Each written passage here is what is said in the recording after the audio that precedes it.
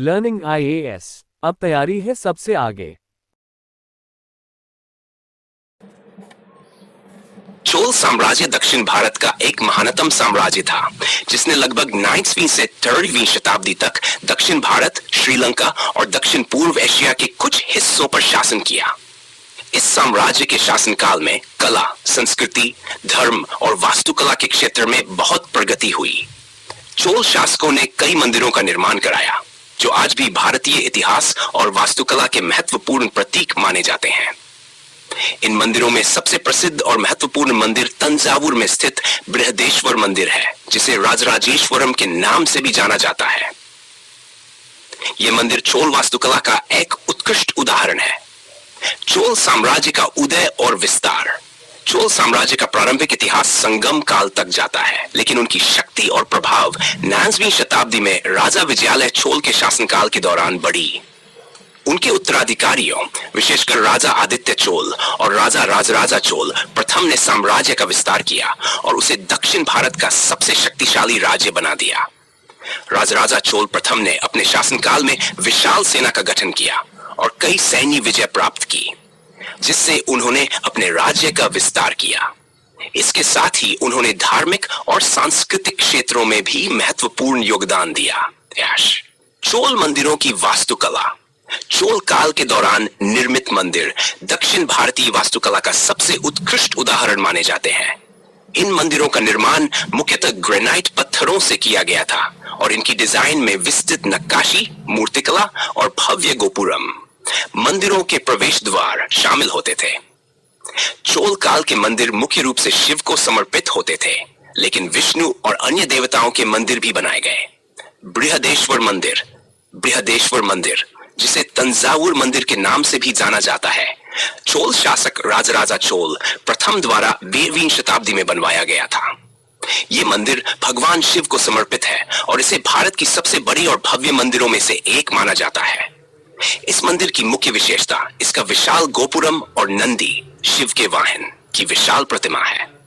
मंदिर की ऊंचाई लगभग 206 फीट है और इसका गोपुरम एक ही पत्थर से निर्मित है। इस मंदिर की दीवारों पर शानदार मूर्तिकला और चित्रकला का काम किया गया है, जो तत्कालीन चोल समाज की धार्मिक और सांस्कृतिक धारणाओं को दर्शाते हैं। गंगईकोंडा चोलपुरम। यह मंदिर भी चोल वास्तुकला का एक प्रमुख उदाहरण है, जिसे राजराजा चोल के पुत्र राजेंद्र चोल प्रथम ने 9वीं शताब्दी में बनवाया था। यह मंदिर भी शिव को समर्पित है और इसका नाम गंगा नदी से पानी लाने की घटना के बाद पड़ा। यह मंदिर बृहदेश्वर मंदिर के समान ही भव्य और विशाल है, लेकिन इसकी नक्काशी और मूर्तिकला शैली में कुछ भिन्नताएं हैं। दारासुरम का ऐरावतेश्वर मंदिर हेमंदिर राजा राजराजा चोल द्वितीय द्वारा 9वीं शताब्दी में बनवाया गया था और इसे भी यूनेस्को द्वारा विश्व धरोहर स्थल घोषित किया गया है। यह मंदिर भगवान शिव समर्पित है और इसकी वास्तुकला में संगीत से संबंधित मूर्तियां और नक्काशियां प्रमुख हैं। मंदिर की संरचना और उसकी सूक्ष्मता चोल शिल्पकारों की उत्कृष्टता को दर्शाती है।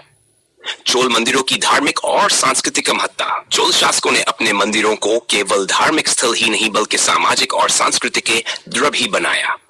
इन मंदिरों में कई गतिविधियों का आयोजन होता था, जिनमें धार्मिक अनुष्ठान, संगीत, नृत्य और शिक्षा शामिल थे। मंदिरों के साथ ही जलाशय, स्कूल और अनाथालय भी बनाए गए थे, जो समाज की भलाई के लिए काम करते थे। चोल काल के मंदिरों की मूर्तियां और नक्काशियां तत्कालीन समाज की धार्मिक धारणाओं और जीवन शैली का प्रतीक मानी जाती हैं। चोल मंदिरों में तांडव नृत्य और भरतनाट्यम जैसे शास्त्रीय नृत्य रूपों की शुरुआत भी हुई थी। इन मंदिरों में देवदासियों द्वारा किए जाने वाले नृत्य अनुष्ठानों का धार्मिक महत्व था। इसके साथ ही इन मंदिरों में कई धार्मिक ग्रंथों का अध्ययन और उनकी शिक्षा दी जाती थी।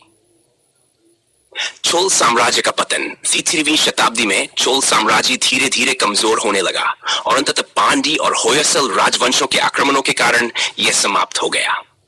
लेकिन चोलों द्वारा बनाए गए मंदिर, उनकी वास्तुकला और कला के रूप आज भी जीवित हैं। ये मंदिर भारतीय संस्कृति और धरोहर का एक महत्वपूर्ण हिस्सा बने हुए हैं और इन्हें देखने के लिए दुनिया भर से पर्यटक आते हैं।